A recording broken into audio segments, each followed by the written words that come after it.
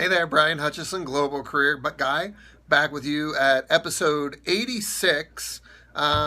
Today's episode is really about social media and digital media usage. And so I've had a lot of conversations this week from high-end professionals that specialize in social media branding, social media presence, to close colleagues in the field of career professional services who have had varying degrees of influence and success with their social media accounts.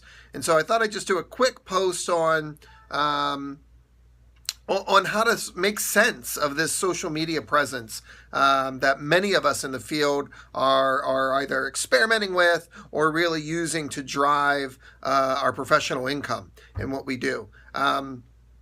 Global Career Guy has always been thus far a side gig for me. I have my full-time gig. Actually, I'm in my office as department chair and professor of counselor education. And so for me, I'm making choices about social media and my digital presence, and I'm thinking about them from beginning to present. And a lot of my choices are experimental at first, some based on a lot of thought and reflection on where I want to be. But more recently, now that I've had some success, are really built on my capacity to respond. I had one of my close colleagues the other day say, your videos are way too shaky for me. You need to get some sort of upgrade to the videos that you do. And I really take that type of feedback to heart. I have intentionally chosen to keep these sort of rough or raw videos because the brand I'm trying to create is that people are just dropping in on my day-to-day work. As you can see, I'm sitting at my office with my two computers, going back and forth and doing a lot of day-to-day work. Because that's the message and that's the presence that I want to put out there. The business that I'm doing, which isn't Global Career Guy, this brand is more of just sort of my public thought space. But the work that I do get paid to do on the side is really coaching counselors who are developing their brand and their business, is doing clinical supervision for mental health and school counselors that are particularly interested in career concerns, and then of course public speaking, writing a book, and workshops and things like that around my content areas, including social justice or career work as social justice work, the gratitude, empathy, humility one called Get Check, surfing the gig economy, and more. And so I have a new acronym that I use. I call it FHERD, and please stick with me on this. And so when I think about social media and the content I put out and where I put it out, I see it as giving that content over to the universe. The great thing about digital media is the universe tells you whether or not what you're doing is working.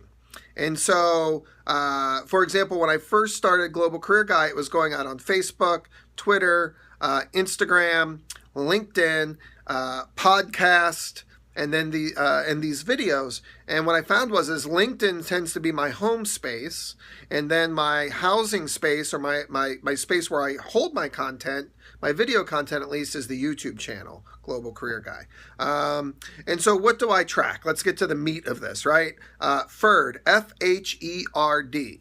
I started off by tracking followers. My goal was to get to 2,000 plus total followers that are in the profession that I'm targeting, which is professional career services. By my estimate across all platforms, I'm at around 3,000 right now. So I check that off as success, and that should continue to grow on its own.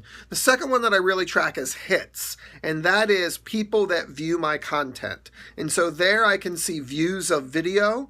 I can use Google Analytics. I can use likes and things like that just to see, is my content being viewed? The next one then is engagement, which is some sort of response to my content. I thought that would all happen in the discussion threads of my contact, but more of it, or half of it I would say, is actually direct email to me and direct messaging to me. The next one then is request. And so requests can be everything from can we have a conversation to can you drop in a meeting and talk about your content to giving speeches and workshop, which is where I've really seen Global Career Guide take off. And then the final one is the D, which is dollars. And so I do want to make some money on the side. Even I'm doing this more right now as professional service. But eventually I want to learn whether or not this is something that I can translate from professional service, thought leadership to my full-time gig if I ever want to leave the academy, higher education. And so all in all, the metric, that's how I organize the metrics by which I'm tracking my social media. Followers, hits, engagement, request, and dollars. Now, I still have choices to make. One of them is as I referenced earlier, do I buy a selfie stick or some sort of static platform to do these videos? I haven't made that choice yet. Here's what I know.